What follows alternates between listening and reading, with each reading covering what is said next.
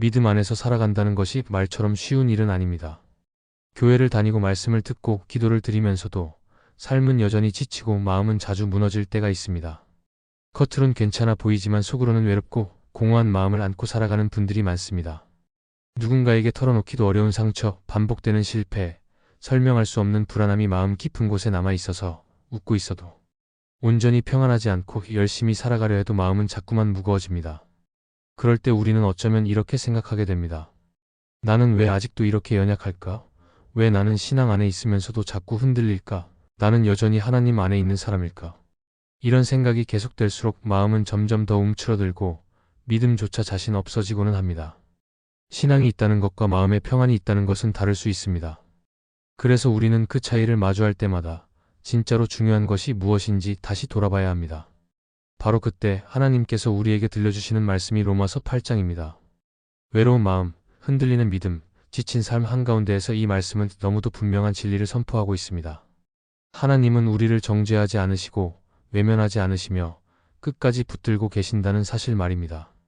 오늘 우리가 그 말씀을 통해 다시 살아갈 힘을 얻게 되기를 바랍니다.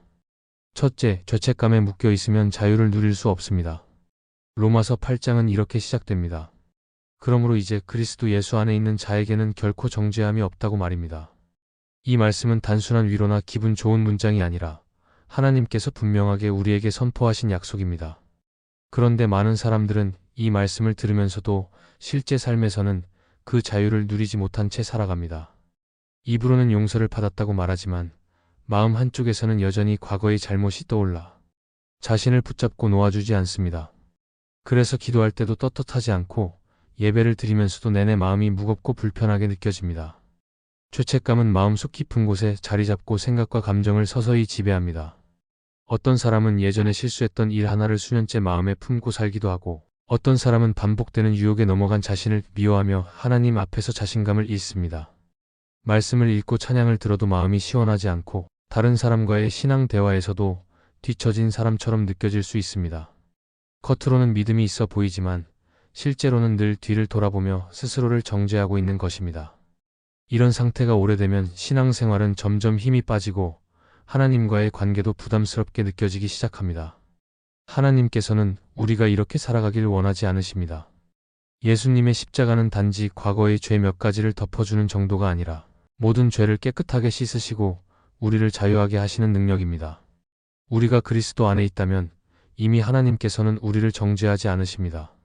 그런데도 우리가 여전히 죄책감에 사로잡혀 살아간다면 그것은 하나님의 용서를 믿지 못하고 내 감정과 기억에 더 끌려다니고 있는 것입니다.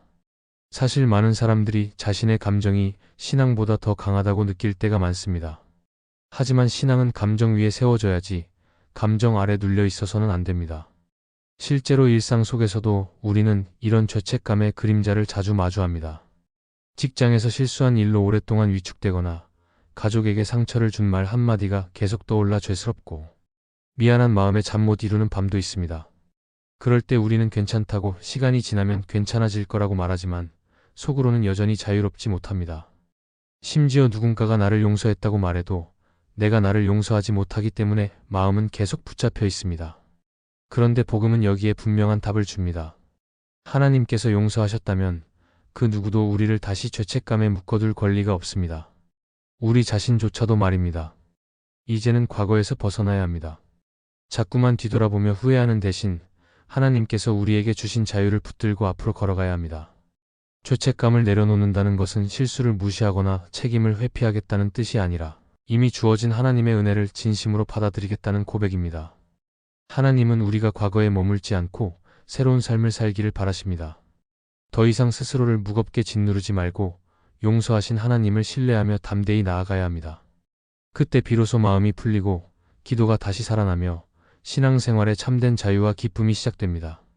둘째, 하나님을 믿으면서도 늘 불안한 이유는 생각 때문입니다. 신앙생활을 하는 사람들 중에도 마음이 늘 불안하고 평안하지 않은 이들이 있습니다. 겉으로는 예배도 드리고 기도도 하지만 마음 깊은 곳에서는 계속해서 불안과 두려움이 떠나지 않습니다. 혹시 잘못되지는 않을까? 혹시 하나님이 나를 돕지 않으시면 어떻게 하나? 이런 생각이 하루에도 몇 번씩 마음을 흔듭니다. 그런데 로마서 8장 5절에서 6절은 이 불안의 원인을 분명하게 짚어줍니다. 육신을 따르는 자는 육신의 일을 생각하고 영을 따르는 자는 영의 일을 생각한다는 말씀입니다. 이어서 말씀하길 육신의 생각은 사망이요 영의 생각은 생명과 평안이라고 선포합니다. 문제는 바로 생각입니다. 생각은 마음의 방향을 결정하고 그 방향은 곧 삶의 상태로 이어집니다. 생각이 염려와 두려움으로 가득 차 있다면 아무리 겉모습이 신앙적이어도 내면은 평안을 잃고 흔들릴 수밖에 없습니다. 어떤 사람은 하루에도 수십 번씩 괜찮을까? 문제가 생기면 어쩌지 하는 생각으로 마음이 가라앉습니다. 하나님을 믿는다고 고백하면서도 실제로는 문제의 가능성만 계속 생각하고 있는 것입니다. 그러다 보니 하나님께 맡긴다고 말하면서도 다시 불안을 붙잡고 살아가는 악순환이 반복됩니다. 현실 속에서 이 불안은 더 구체적으로 드러납니다. 예를 들어 아이가 학교에서 늦게 오면 사고가 났을까 걱정하고 몸에 작은 통증만 있어도 큰 병이 아닐까 두려워집니다. 직장에서 작은 일이 생겨도 그 일로 모든 것이 무너질 것처럼 마음이 흔들리고 사람들의 말 한마디에 괜히 상처받고 위축되기도 합니다. 이런 일상의 불안은 대부분 생각에서 비롯된 것이며 그 생각의 흐름이 하나님이 아닌 내 힘과 상황에 초점을 두고 있기 때문입니다. 생각이 방향을 잃으면 믿음도 흔들립니다. 그래서 성경은 반복해서 우리의 생각을 다루라고 말합니다. 빌립보서 4장 8절에서는 무엇이든 참되며 경건하며 정결하며 사랑받을 만하며 칭찬받을 만한 것이 있으면 그것들을 생각하라고 권면합니다. 즉 생각을 방치하지 말고 의도적으로 바르게 세우라는 것입니다. 우리는 머릿속을 떠도는 생각을 그저 흘려보낼 수 없고 분별 없이 그대로 받아들여서는 안 됩니다. 생각을 다스리지 않으면 결국 생각이 나를 다스리게 됩니다. 로마서 8장이 말하는 영의 생각은 하나님께 초점을 맞춘 사고방식입니다. 내 상황보다 하나님의 뜻을 먼저 바라보고 내 감정보다 하나님의 말씀을 먼저 믿는 것입니다. 그렇게 생각을 바꾸기 시작하면 마음의 불안도 조금씩 사라지고 평안이 자리를 잡기 시작합니다. 물론 하루아침에 완전히 달라지지는 않지만 하루하루 말씀에 나를 맞추고 생각을 훈련해 나갈 때 우리의 내면은 점점 안정되고 믿음은 흔들림 없이 자라갑니다. 하나님께서는 우리가 늘 두려움 속에 살기를 원하시지 않습니다. 생각의 방향을 바꾸고 하나님의 시선을 따라가면 그 안에서 우리는 진짜 평안을 누릴 수 있습니다. 하나님이 주시는 평안은 상황이 아무리 흔들려도 마음을 붙잡아주는 힘이 있습니다. 그러니 생각을 흘려보내지 말고 말씀 안에서 새롭게 해야 합니다. 그렇게 할 때 비로소 마음속 불안에서 벗어나고 믿음의 중심이 단단히 세워질 수 있습니다. 셋째, 하나님의 자녀라는 정체성을 잊으면 두려움이 찾아옵니다. 로마서 8장 15절에서는 우리가 다시 무서워하는 종의 영을 받지 아니하고 양자의 영을 받았다고 말합니다. 하나님께서 우리를 자녀로 삼으셨다는 사실은 단순한 비유가 아니라 실제적인 신분의 변화입니다. 더 이상 우리는 죄와 두려움의 지배 아래 있는 존재가 아니라 하나님을 아버지라 부를 수 있는 자녀입니다. 그러나 많은 사람들이 이 사실을 잊고 살아갑니다.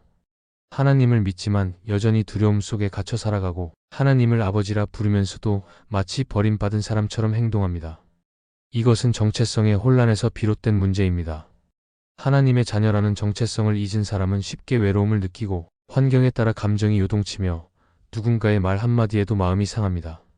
반면 자녀로서의 정체성이 분명한 사람은 어려움이 와도 쉽게 무너지지 않습니다. 왜냐하면 자기 존재의 근거를 세상의 평가나 환경이 아닌 하나님 안에 두고 있기 때문입니다. 하나님의 사랑 안에 자신이 뿌리 내리고 있다는 확신이 있으니 눈에 보이는 상황이 달라져도 마음까지 무너지지는 않습니다. 현실 속에서 이 정체성을 잊게 되는 순간은 아주 사소한 일에서도 드러납니다. 예를 들어 기도가 응답되지 않을 때 하나님이 나를 외면하시는 건 아닌지, 실패했을 때 하나님께 실망을 드렸기 때문에 벌을 받는 건 아닌지 의심하게 됩니다. 또는 남들과 비교하며 나는 왜 저 사람처럼 복을 받지 못할까 하는 마음이 들기도 하고 내가 뭔가 부족해서 하나님께 사랑받지 못한다고 여겨질 때도 있습니다. 이런 생각들은 모두 자녀로서의 정체성이 약해졌다는 신호입니다. 하나님의 자녀라는 사실은 어떤 상황에도 변하지 않는 진리입니다. 자녀는 부모의 사랑을 받기 위해 자격을 증명하지 않습니다. 하나님께서 우리를 택하셨고 예수 그리스도를 통해 양자의 영을 주셨으며 우리는 그분의 유업을 함께 받을 상속자라는 것이 로마서 8장의 핵심입니다. 이 사실을 믿는다면 우리 안에 두려움이 자리 잡을 공간은 점점 줄어들게 됩니다. 또한 자녀는 아버지에게 자신의 필요를 구할 수 있고 어떤 상황에도 아버지를 의지할 수 있습니다. 하나님은 단지 멀리 계신 창조주가 아니라 지금 내 삶에 함께 하시는 아버지이십니다. 이 확신이 없으면 매번 불안 속에서 흔들리며 작은 일에도 쉽게 지치고 낙심하게 됩니다. 그러나 자녀로서 하나님을 바라보는 사람은 그분의 사랑 안에서 다시 일어날 수 있습니다. 실패에도 회복을 기대하고 고난 속에서도 보호받고 있다는 믿음을 가질 수 있습니다. 그러므로 우리는 날마다 이 정체성을 기억해야 합니다. 어떤 일을 하든지 어떤 감정이 들든지 내가 하나님의 자녀라는 사실을 붙잡고 살아가야 합니다. 그것이 우리 마음을 지키고 세상의 말에 흔들리지 않게 하는 힘이 됩니다. 하나님은 오늘도 우리를 자녀로 부르십니다. 그리고 그 부르심 안에 우리 삶에 가장 큰 안정과 위로가 있습니다. 넷째, 고난이 와도 낙심하지 말아야 할 이유가 있습니다. 로마서 8장은 고난에 대해 솔직하게 말합니다. 믿음을 가지고 살아가더라도 고난은 피할 수 없습니다. 오히려 믿음 때문에 겪는 고난도 있을 수 있습니다. 하지만 중요한 것은 그 고난 속에 담긴 하나님의 뜻을 깨닫는 일입니다. 로마서 8장 18절에서는 현재의 고난은 장차 우리에게 나타날 영광과 비교할 수 없다고 말씀합니다. 이 말씀은 단순히 참고 견디라는 말이 아니라 지금 겪는 고난이 헛되지 않으며 하나님의 목적 안에 있다는 깊은 위로의 선언입니다. 사람들은 어려움이 오면 왜 나에게 이런 일이 일어났는지 묻습니다. 그러나 신앙은 그 질문을 넘어서서 그 고난 가운데 하나님이 어떻게 일하고 계시는지를 바라보는 시선입니다. 일상이 무너지고 사랑하는 사람과의 관계가 깨지고 몸이 아프고 삶이 예상대로 흘러가지 않을 때 낙심하기 쉽습니다. 그러나 로마서 8장은 하나님께서 모든 것을 합력하여 선을 이루신다고 말씀합니다.